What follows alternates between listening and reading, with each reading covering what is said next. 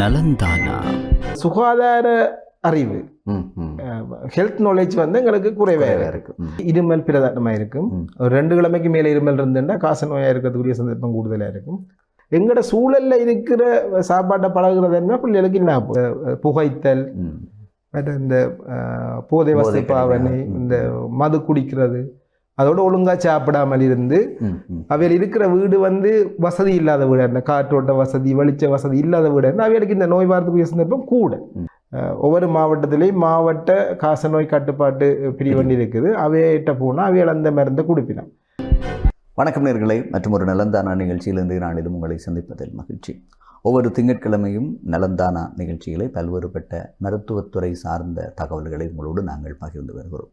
அந்தந்த துறைகளை சார்ந்த வைத்திய நிபுணர்கள், அந்த துறைகளை சார்ந்த தேர்ச்சி பெற்றவர்கள் நமது நிகழ்ச்சிகளை கலந்து அந்தந்த காலப்பகுதிக்கு ஏற்றபடி மருத்துவத்துறை சார்ந்த மனிதர்களை ஆரோக்கியமாக வாழ வைப்பதற்கான ஒரு நிகழ்ச்சியாக இந்த நிகழ்ச்சி அமைகிறது. இன்றும் நாங்கள் ஒரு முக்கியமான விடயப்பரப்பை இந்த நிகழ்ச்சியூடாக உங்களோடு நாங்கள் பகிர்ந்து கொள்ளப் போகிறோம். கடந்த 24ஆம் தேதி உலக காசநோய் தினம்.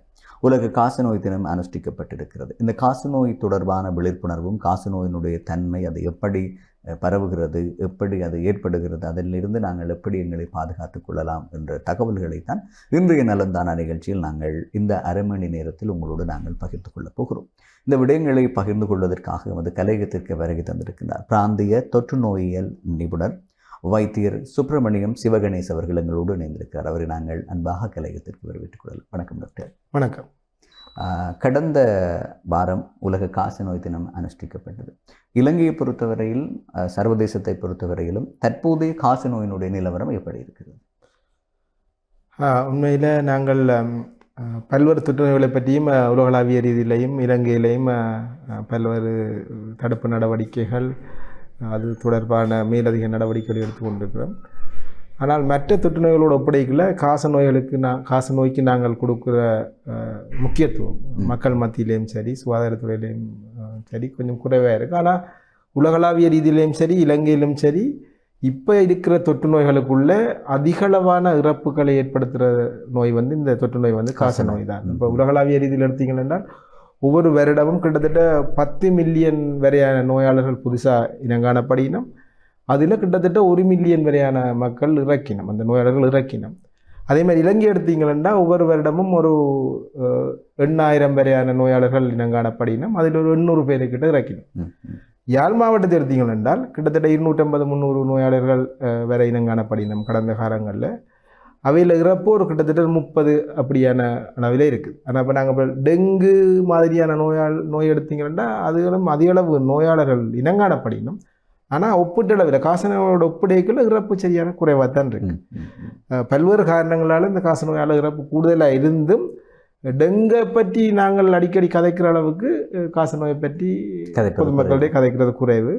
இப்போவும் சில பேருக்கு அந்த காசநோய் சம்பந்தமான அறிவு, சில பேர் இப்படி அது ஒரு தொற்று நோயா இல்லாட்டிக்கு ஒரு பரம்பரை நோயா அப்படி யோசிக்கிற அளவுக்கு ஆன ஒரு விஷயமும் இருக்குது. அப்போ அந்த அளவுக்கு அது இல்லை, இது ஒரு தொற்று நோய் தான், பரம்பரையாக வாரதில்லை. நாங்கள் தொற்று நோயை தடுக்கிறதுக்குரிய வழிவகைகளை செய்தோம்னா இதிலிருந்து நாங்கள் பாதுகாத்துக் கொள்ளலாம். அதை நீங்கள் குறிப்பிட்டது போல டாக்டர், காசநோயை பற்றி அதிகமாக நாங்கள் கவனம் செலுத்துவதில்லை. அது நோயாளிகளும் சரி, மருத்துவத்துறை சார்ந்தவர்களும் சரி, அதற்கு முக்கியம் கொடுப்பது என்பது மிக குறைவாக. ஆனால் இந்த அரை மணி நேரத்தில் நாங்கள் அந்த நிகழ்வுக்கு முக்கியம் கொடுக்கலாம் என்று நம்புகிறேன்.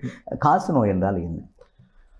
காசநோய் என்பது ஒரு பாக்டீரியா, மைக்கோபாக்டீரியம் வகையைச் சேர்ந்த ஒரு பாக்டீரியாவால் உருவாக்கப்படுற ஒரு தொற்று நோய்.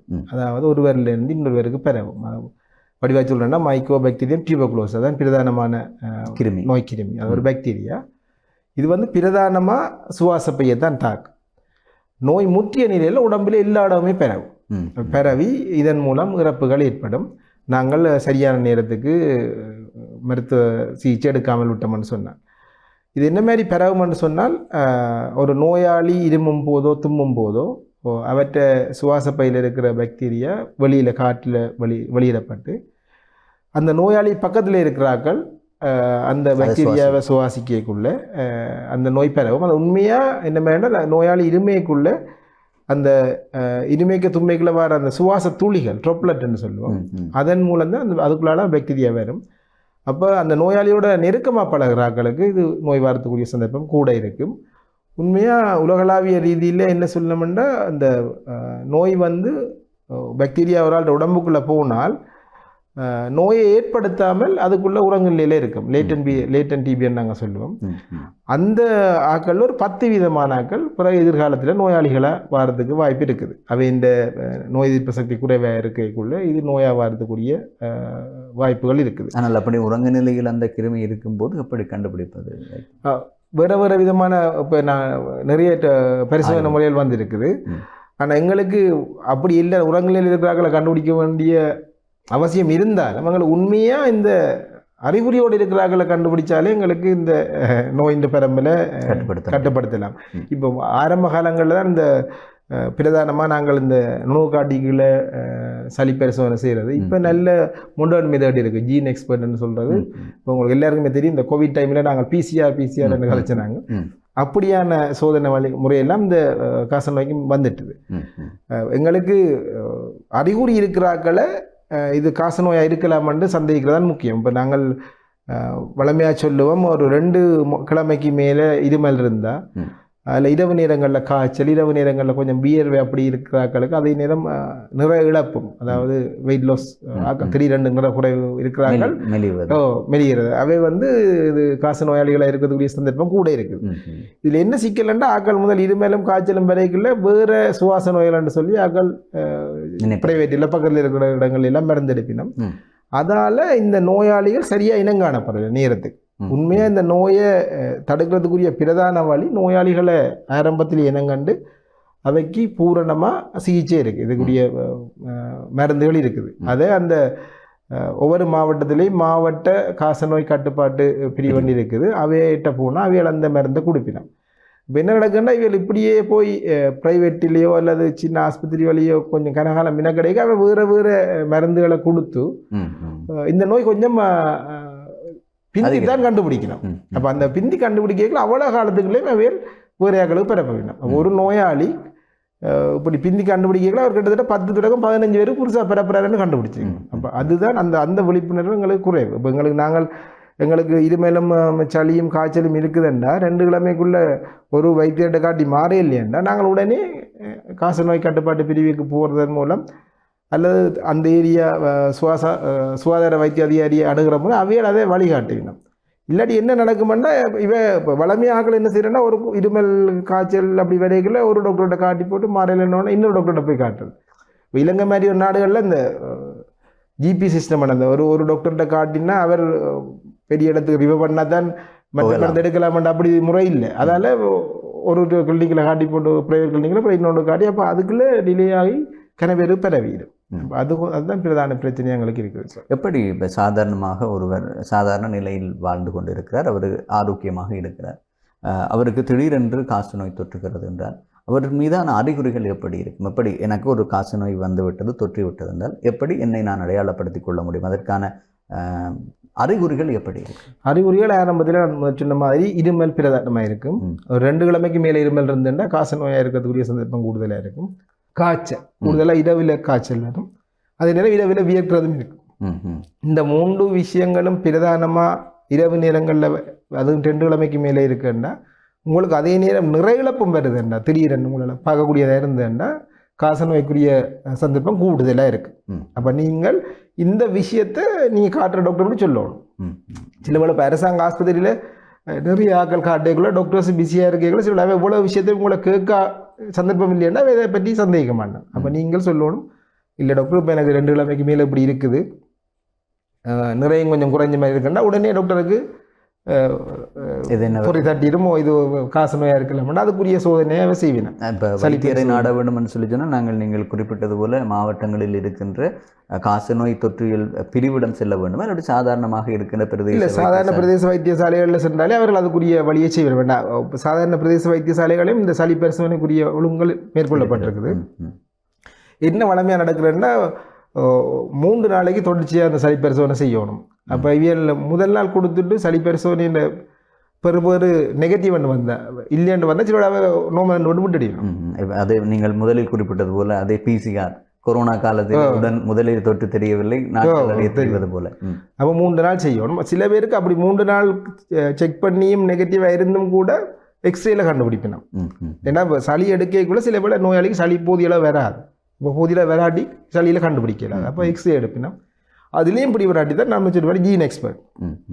அப்போ ஒரு நோயாளி இப்படியான அறிகுறியோடு இருந்தால் அவர் இடையில இருந்து விலகாமல் தொடர்ச்சி அந்த வைத்தியர்கிட்ட போய் அந்த முழு பரிசோதனையும் செய்து முடிக்கிறதன் மூலம் இந்த நோய் ஆரம்ப தினங்கள்லாம் அதுவும் பிரதானமாக சில பழக்க வழக்கங்கள், இந்த புகைத்தல், இந்த போதை வசதி பாவனை, இந்த மது குடிக்கிறது, அதோடு ஒழுங்காக சாப்பிடாமல் இருந்து அவையில் இருக்கிற வீடு வந்து வசதி இல்லாத வீடு, அந்த காற்றோட்ட வசதி வெளிச்ச வசதி இல்லாத வீடு, அவைகளுக்கு இந்த நோய் வரத்துக்குரிய சந்தர்ப்பம் கூட.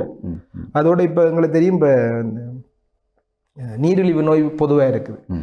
அந்த நீரிழிவு நோயாளிகளுக்கும் இந்த நோய் ஏற்படுற சந்தர்ப்பம் கூடுதலாக இருக்குது. அதேமாதிரி நீங்கள் சாப்பாடு ஒழுங்காக போசாக்கான சாப்பாடு உட்கொள்ளாமல் இருக்கைகள் எங்களுக்கு இந்த போசாக்கு பிரச்சனையும் இருக்கும், போசாக்கு குறைபாடும் இருக்கும். அவைகளுக்கும் இந்த நோய் வரும். அப்போ நீங்கள் என்ன மாதிரியான நிலைமையில் இருக்கிறீங்கன்றதை யோசிச்சு கொண்டு இந்த நோயை முழு பரிசோதனைக்கும் உங்களை உட்படுத்துவதன் மூலம் ஆரம்பத்தில் இடம் கண்டால் பூரணமாக சிகிச்சை எடுத்து குணப்படுத்தலாம். இது வயது பிரிவு இருக்கிறதா டாக்டர்? ஆரம்ப சிறு வயது பிரிவினருக்கு வருமா, இல்லாவிட்டால் அனைவருக்கும் இது உண்மையாக அனைவருக்குமே வர சந்தர்ப்பம் இருக்குது. இப்போ எங்களோட யாழ்ப்பாண தரவுகளை பார்த்தால் கூட சிறுவர்களுக்கும் இருக்குது, வயது போனாக்களுக்கும் இருக்குது, இளம் ஆக்களுக்கும் இருக்குது. ஆனால் கூடுதலாக பாதிக்கிறார்கள் சிறுவர்களும் இந்த வயது போனாக்களும். இந்த அவைகளில் வந்து இப்போ எல்லா சிறுவர்களுக்கும் போசாக்கார உணவுகள் கிடைக்கிறது இல்லை இப்போ இருக்கிற பிரச்சனைகளுக்கு. அதே மாதிரி வயது போனாக்களும் ஒரு குறிப்பிட்ட காலத்துக்கு பிறகு அவைகள் தங்கள் அதில் கவனம் செலுத்துறது இல்லை. அதோட வயது போனாக்களுக்கு இந்த நான் சொன்ன மாதிரி நீரிழிவு அதுகளும் வேறு வெளிக்கிட்ட உடனே அவைகளுக்கு இந்த சந்தர்ப்பம் கூட. ஆனால்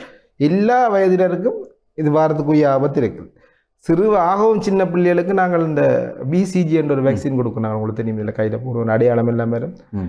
அந்த வேக்சின் கொடுப்போம். அந்த வேக்சின் வந்து காசநோய் அந்த சின்ன பிள்ளைகளுக்கு வந்து அதால் பாதிப்பு, அந்த காசநோயால் வர பெரிய பாதிப்புகளை தடுக்கிறதுக்கு தான் அந்த வேக்சின் உதவுமே தவிர அது பூரணமாக காசநோய் வராமல் தடுக்காது. அப்போ எல்லா வயதினருக்கும் இந்த நோய் வார சந்தர்ப்பம் இருக்குது. ஆனால் சின்னாக்களும் வயது போனாக்களும் கொஞ்சம் ரிஸ்க் கூட. இந்த காலநிலை மாற்றம், குறிப்பாக மார்கழி மாதம், நவம்பர் மாதம் தொடங்கி மார்கழி மாதம், தை, மாசி என்று வரும்போது ஒரு குளிர்கால நிலை இருக்கின்றது பருவகால மாற்றத்தில். அந்த காலநிலையான காரணங்களிலே வந்து இந்த காசநோய் பெறுவதற்கான வாய்ப்பு அதிகமாக இருக்குது. இல்லாவிட்டால் தற்போதைய காலநிலையில் வெப்பம் அதிகமான மாதமாக இந்த மாதத்தை நாங்கள் பார்க்கலாம். இனி நோய்களும் இந்த வெப்ப நோய்களும் இப்போது பரவ ஆரம்பித்திருக்கிறது. இந்த காசநோய் எந்த காலநிலையிலே அதிகமாக தாக்கத்தை ஏற்படுத்தும்? இதற்கும் காசநோயினுடைய செயற்பாட்டுக்கும் தொடர்பு இருக்கிறதா காலநிலைக்கும்? உண்மையிலே இந்த காலநிலை வந்து உலகளாவியதில் இப்போ ஒரு பெரிய பிரச்சனையாக இருக்குது. பெரிய பெரிய நாடுகள் எல்லாம் அதை பற்றி இப்போ காய்ச்சி கொண்டிருக்கிறோம். இப்போ திடீரென இந்த போர் வந்தாலும் நம்ம கொஞ்சம் நிப்பாட்டி இருக்கணும். மற்றபடி காலநிலை மாற்றம் பெரிய பிரச்சனையாக இருக்குது, சரியாக கணிக்க முடியும். இதில் வந்து இப்போ குளிர்காலத்தில் ஒரு விதமான ஆபத்து இருக்குது, வெக்க காலத்தில் ஒரு வித்தியாசமான ஆபத்து இருக்குது. குளிர்காலத்தை பொறுத்தளவில் குளிர்காலத்தில் எங்களுக்கு சூரிய வெளிச்சம் படுறதுக்குரிய சந்தர்ப்பம் குறைவு. அதே நேரம் அந்த என்விரான்மெண்ட் வந்து கொஞ்சம் ஈரலிப்பாக இருக்கும். அப்படியான நிலைமையில் இந்த நோய் கிருமி பெறவரதுக்குரிய சந்தர்ப்பம் கூடவே. சூரிய வெளிச்சம் படக்கூடிய காற்றோட்டம் கூடின இடங்களாக இருந்தால் குளிர்காலமும் எங்களுக்கு பயம் இல்லை. இப்போ நீங்கள் பார்த்தீங்கன்னா குளிர் நாடுகளில் இந்த நோய் பெரிய பாதிப்பை ஏற்படுத்துறது. அவர் அதுக்கேற்ற மாதிரி வீட்டு வசதியை ஏற்படுத்தி கொள்ளணும். ஆனால் வெக்க காலங்களை பொறுத்தளவில் என்ன பிரச்சனைன்னு சொன்னால், வெக்க காலங்களில் இந்த வெப்பநிலை அதிகரிப்போட சூழல் மாசுதலும் இருக்கிறதால அது வந்து எங்களோட சுவாச தொகுதியை முன்னமே பாதிப்படைய வச்சுது. அப்போ அந்த நிலையில் இந்த நோய் பரவுறதுக்கு சந்தர்ப்பம் கூட. எங்களுக்கு யாராவது ஒரு நோயாளி எங்களுக்கு பக்கத்தில் இருந்தாருண்டா, மற்றபடி இந்த நோய்க்கிருமி இல்லைன்னு சொன்னால் அந்த சூழலில் எங்களுக்கு இந்த ரெண்டு நிலைமையுமே பிரச்சனை இல்லை. எங்களுக்கு இருக்கிற இலங்கை மாதிரியான நாடுகளுக்கு என்ன பிரச்சனை என்றால், ஒவ்வொரு வருடமும் கிட்டத்தட்ட 1/3 நோயாளர்கள் இனங்காணப்படாமல் இருக்கணும். அப்போ அவையில் எல்லா இடமுமே இருப்பினும், அதனால் நீங்கள் சொன்ன மாதிரி சரியா அதிக வெப்பமான காலநிலையும் அதிக குளிரான காலநிலையும் எங்களுக்கு நோய் பரவலை ஏற்படுத்தக்கூடிய சந்தர்ப்பம் கூடுதலாக இருக்குது. சரி, நலந்தானா நிகழ்ச்சியோடு இணைந்திருக்கிறோம். இன்றைய நலந்தானா நிகழ்ச்சியில் காசநோய் தொடர்பாக பேசிக் கொண்டிருக்கிறோம். மக்களுக்கு அது சார்ந்த தகவல்களை விழிப்புணர்வுகளை வழங்கி கொண்டிருக்கிறோம். இன்றைய நலந்தானா நிகழ்ச்சியில் காசநோய் தொடர்பாக பேசிக் கொண்டிருக்கிறோம். இந்த விடயங்களை உங்களோடு பகிர்ந்து கொண்டிருக்கின்றார் பிராந்திய தொற்று நோயியல் நிபுணர் வைத்தியர் சுப்பிரமணியம் சிவகணேஷ் அவர்கள் இணைந்து கொள்கிறார். காசநோயினுடைய அறிகுறிகள், அதனுடைய பரவல், அது எப்படி உருவாகிறது, யார் யாருக்கு அது பாதிப்பை ஏற்படுத்தும், எந்தெந்த காலநிலைகளில் அதனுடைய தாக்கம் அதிகமாக இருக்கும் என்ற விடயங்களை இந்த இடைவெளிக்கு முன்பு நாங்கள் பகிர்ந்திருந்தோம். காசநோயை முற்றாக ஒழித்து விடுவோம் என்பதுதான் இந்த ஆண்டுக்கான துணைப்பொருளாக இருக்கிறது. அது முடியுமா டாக்டர்? அதற்கான செயற்பாடுகளை எப்படி நாங்கள் செய்ய வேண்டும்? உண்மையிலே உலக சுகாதார நிறுவனமும் அதனுடன் அனுசரணையுடன் இலங்கை அரசாங்கம் அதுக்காக வேலை செய்து கொண்டிருக்கிறோம். அவன் இலக்கு 2035 ஆண்டளவில் காசநோயை இல்லாமல் செய்யணும் என்று சொல்லி, அதுக்கு நாங்கள் செய்ய வேண்டிய பிரதான காரணம் அவன் உத்தி நோயாளிகளை ஆரம்பத்திலே இனங்காண்றது தான். அது நான் சொன்ன மாதிரி முதல் அறிகுறிகள் அந்த ஆக்களுக்கு விழிப்புணர்வு ஏற்படுத்தி புதிய நோயாளர்களை இனங்காண்றது. மற்றது எங்களுடைய வாழ்க்கை முறையில் சரியான மாற்றங்களை ஏற்படுத்துறது. நாங்கள் ஆரம்ப காலங்களில் எங்களோட கிராமங்களில் கூடுதலான ஆக்கள் இருந்தவை, நகரங்களில் ஆக்கள் குறைவாக இருந்தது. இப்போ பல்வேறு காரணங்களுக்காக ஆக்கள் நகர்ப்புறத்தை நோக்கி வரினோம். அதோட கிராமமாக இருந்ததும் கிட்டத்தட்ட நகரமயமாறி அந்த வாழ்க்கை முறைக்கு தான் மாறுது. அதனால் உண்மையாக எங்களோட வீடமைப்பில் இருந்து எங்களோட அன்றாட பழக்க வழக்கங்கள் வரைக்கும் நிறைய மாற்றங்களை செய்தால் தான் இந்த காசநோயை நாங்கள் பூர்ணமாக ஒழிக்கலாம். ஆனால் சில விஷயங்களும் எங்களால் மாற்றிடாது. இப்போ நாங்கள் முன்னமே இந்த ஒரு நகர்ப்புறத்தில் இருக்கிறோம், வீடு கட்டிட்டோம்னா இனி அதில் ஒரு மாற்றங்களை ஏற்படுத்திடாது. ஆனால் இனிமேல் வீடு கட்டுறாக்கள் நல்ல காற்றோட்டமான வெளிச்ச வசதியான வீடுகள் அமைக்கிறது மிக முக்கியமான விஷயம். அது பிரதானமான விஷயம். அடுத்த விஷயம் எங்களோட ஆரோக்கியம். எங்களோட தனிநபர் ஆரோக்கியத்தை பொறுத்தளவில் ஆரம்ப காலங்களில் ஆக்கள் சுறுசுறுப்பாக இருந்தவை. சுறுசுறுப்பாக இருக்கைக்குள்ளே எங்களோட எதிர்ப்பு சக்தி நல்ல கூடுதலாக இருக்கும்.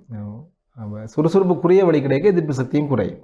இப்போ சுறுசுறுப்பாக இருக்கணும்னு சொன்னால் நாங்கள் ஆரோக்கியமான சாப்பாடை சாப்பிட்டு சின்ன சின்ன நோய்களால் அடிக்கடி பாதிக்கப்படாமல் இருக்கிறத நாங்கள் உறுதி செய்து கொள்ளணும். அப்போ உண்மையாக இந்த காசநோய் மாதிரியான நோய் சுவாச பையால் வர தொற்று நோய். அப்போ எங்களோட சுவாசப்பை எப்போவுமே ஆரோக்கியமாக இருக்கணும். அப்போ அதுக்கு நாங்கள் நல்ல உடற்பயிற்சி எங்களால் எங்களோட வயசுக்கு ஏற்ற அளவுக்கு கூடுதலாக செய்யலாட்டிக்கும் ஒரு 20 தொடக்கம் 30 நிமிஷம் வரையான நடைப்பயிற்சியோ அல்லது அதுக்கு வசதி இல்லாத வீட்டே இருந்து கொண்டே சில இப்போ நீங்கள் இப்போ அந்த யூடியூப் வழியெல்லாம் பார்த்தீங்கன்னா தெரியும், வீட்டில் இருந்து கொண்டு கதிரியில் இருந்து கொண்டே என்ன மாதிரி எக்ஸசைஸ் செய்யலாம்னு சொல்லி எல்லாம் காட்டி தெரியணும். அப்போ அப்படியான உடற்பயிற்சியை செய்து உடம்பில் இருக்கிற தசை, உடம்பில் இருக்கிற சுவாச தொகுதியெல்லாம் நல்ல ஆரோக்கியமாக இருக்கிறத மெயின்டைன் பண்ணிக்கொள்ளணும். மூச்சு பயிற்சியை பற்றி ஆக்கள் சொல்லினோம், அதுவும் செய்யக்கூடிய ஆக்கள் செய்யலாம். அப்படி இல்லாத அப்படி செய்ய வசதி இல்லை, இல்லாத விருப்பம் இல்லை, சில பேர் மூச்சு பயிற்சியை சமயங்களோட தொடர்படுத்துகிற ஆக்களும் இருப்பினோம். அப்படி இல்லைன்னா சாதாரணமான உங்களால் என்ன இல்லமோ அந்த உடற்பயிற்சி செய்கிறது, அது மிக முக்கியம். அது எல்லா வயசுக்காரருக்கும். இப்போ சின்ன பிள்ளைகளுக்கும் நாங்கள் என்ன செய்யணும்னா இப்போ விளையாடுறதுக்கு நேரம் விடுறது. இப்போ அது சின்ன வயசுலேருந்து அந்த விஷயத்தை பழக்கணும். ஆக்கள் ஃபிசிக்கலி ஆக்டிவாக இருக்கணும், அது மிக முக்கியமான விஷயம். ரெண்டாவது சாப்பாடு. எங்களோட சாப்பாட்டில் போதிய அளவுக்கு புரதச்சத்துள்ள உணவுகள் இருக்கணும். அது என்ன உணவு பழக்கம் இருக்கிறார்கள், மரக்கறி உணவு பழக்கம் இருக்கிறார்களும் சரி, மாமிசம் சாப்பிட்றாக்களும் சரி, போதிய அளவுக்கு புரதச்சத்து இருக்கணும். அதே மாதிரி காய்கறி, பழங்கள். காய்கறி ஏழுமான வரைக்கும் எங்களுக்கு பச்சையாக சாப்பிடக்கூடிய காய்கறிகளை பச்சையாக சாப்பிட்றதா நல்லம். நாங்கள் எல்லாத்தையும் போட்டு அவிச்சு ஏன்னா பச்சையாக சாப்பிடக்குள்ள கூடுதலான விட்டமின்கள் எங்களுக்கு அப்படியே கிடைக்கும் அழிவடையாமல். அது விட்டமின்கள் சரியான முக்கியம் எங்களை நோய் எதிர்ப்பு சக்தியை கூட்டுறதுக்கு. எங்களோட ஊரில் ஒவ்வொரு சீசனுக்கும் ஏதோ ஒரு காய்கறியும் பழமும் இருக்கும், அதை தாராளமாக எடுக்கலாம். விலை கூடின மரக்கறியை தான் எடுக்கணும் இல்லை. இப்போ சாதாரணமாக இருக்கிற எங்களோட எலுமிச்சையும் நெல்லிக்காயுமே காணும் எங்களோட இந்த இப்படியான நோய்கள்லேருந்து எங்களுக்கு எதிர்ப்பு சக்தியாக இருக்கிறது. அது தவிர சீசனுக்கு சீசன் நிறைய காய்கறிகள் பழங்கள் மலிவாக இருக்கும். அந்த நேரங்களில் அதை கூடுதலாக பாவிச்சு கொண்டு இருந்தால் அது எங்களுக்கு ஆரோக்கியமாக இருக்கும். அடுத்த பிரதானமான விஷயம், ஏதாவது எங்களுக்கு நோய் என்று சொன்னால் அது தொடர்பான ஆலோசனைகளை சரியான ஒரு வைத்தியர்கிட்ட பெற்றுக்கொள்ளணும். நாங்களாகவே போய் ஃபார்மசியில் மருந்து எடுக்கிற விஷயம் வந்து எங்களுக்கு ஒரு குறுகிய காலத்தில் லாபம் மாதிரி தெரியும். ஆனால் நீண்ட காலத்தில் அது கொண்டு எங்கேயும் சிக்கலில் மாற்றிடும். அது இலங்கையிலேயுமே யாழ்ப்பாணத்திலேயுமே சரியான பொதுவான விஷயமா இருக்குது.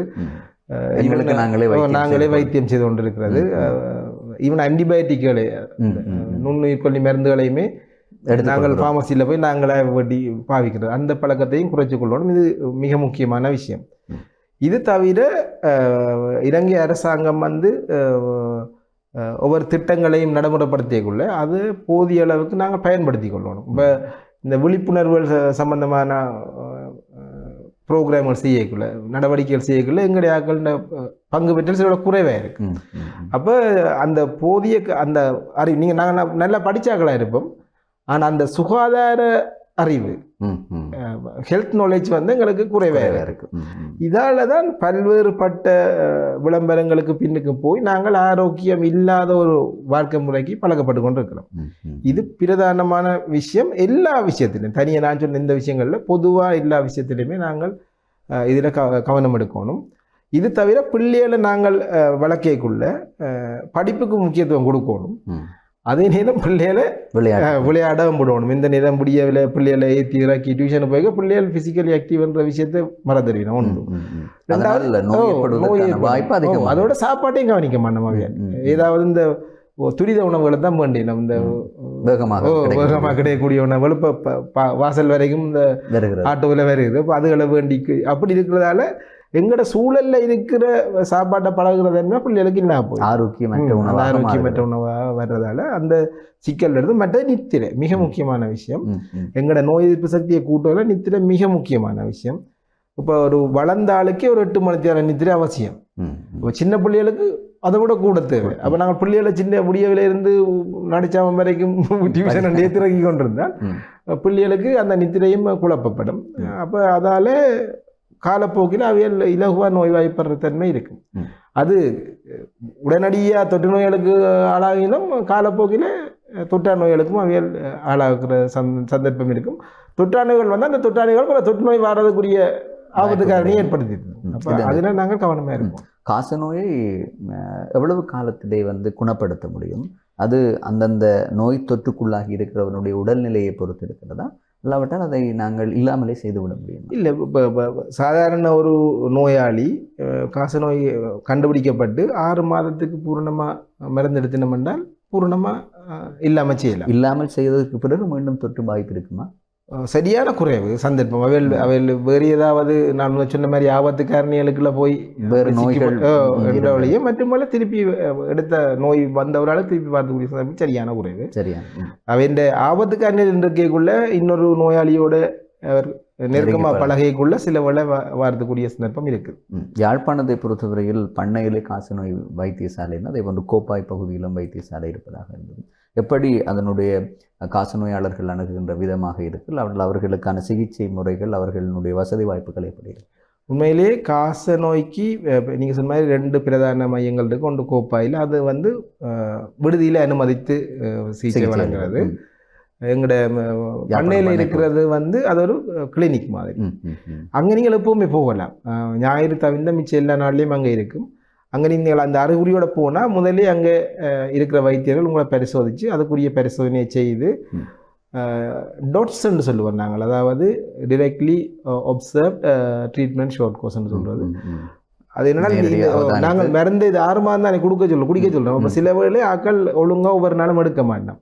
அப்போ அதுக்காக அந்த முதல் 2 மாதத்துக்கும் ஆக்களை ஓட்லேயே அனுமதித்து அந்த மருந்தை கொடுக்குறது. அல்லாட்டிக்கு வீட்டில் இன்னொரு ஆளுடைய பொறுப்பில் அந்த மருந்தை கொடுத்து அவையல் அந்த மருந்து ஒவ்வொரு நாளும் எடுக்கிறத உறுதி செய்து அவை ஒரு சின்ன கார்டு ஒன்று கொடுப்பினோம், அதில் அவையல் மார்க் பண்ணுவோம்.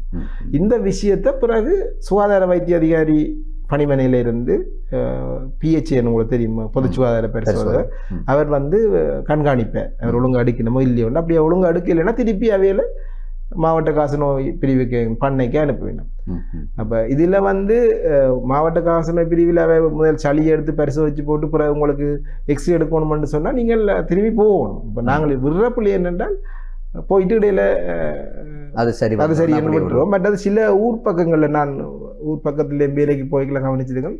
சில பேருக்கு நோய் உடனே மாறலைன்ற உடனே அவைகளுக்கு ஒரு நம்பிக்கை இருக்குது, இது வேறு ஏதாவது பிரச்சனையால் கடவுள்கிட்ட தண்டனையாலையோ இல்லாட்டிக்கு வேறு செய்வின சூனியம் அப்படியே நம்பிக்கையும் இருக்கு. அப்போ அவை என்ன செய்வினோம்னா இதை இங்கே ஒழுங்காக வாரதை விட்டு அங்கே போயிருக்கணும், அங்கே போய் நோய் முற்றிய நிலையில் தான் வேலை பார்க்கணும். அப்போ அதுகளை நாங்கள் கவனித்து கொள்ளணும். சரி, இதோடு நாங்கள் இன்றைய நலந்தானா நிகழ்ச்சியை நிறைவுக்கு கொண்டு வரலாம். இன்றைய நலந்தானா நிகழ்ச்சியிலே கடந்த வாரம் உலக காசநோய் தினம் 24ஆம் தேதி உலகளாவிய ரீதியிலே அனுஷ்டிக்கப்பட்டது. காசநோய் தொடர்பான விழிப்புணர்வும் அது சார்ந்த தகவல்களும் அதிலிருந்து மக்களை எவ்வாறு பாதுகாப்பது என்கின்ற மருத்துவத்துறை சார்ந்த அறிவுறுத்தல்களையும் விழிப்புணர்வு தகவல்களையும் இன்றைய நலந்தானா நிகழ்ச்சியிலே நாங்கள் உங்களுக்கு வழங்கியிருந்தோம். இந்த நலந்தானா நிகழ்ச்சியில் இன்று மருத்துவத்துறை சார்ந்த தகவலை வழங்கியிருந்தார் பிராந்திய தொற்று நோயியல் வைத்திய நிபுணர் வைத்தியர் சுப்பிரமணியம் சிவகணேஷ் அவர்கள். இந்த நலந்தானா நிகழ்ச்சியில் கலந்து கொண்டு தகவல்களை வழங்கியமைக்கு அவருக்கு எங்களுடைய நிறுவனம் சார்பில் மனமார்ந்த நன்றிகள். மீண்டும் மற்றொரு நிகழ்ச்சியில் உங்கள் அனைவரையும் சந்திக்கலாம். வணக்கம் நேயர்களே.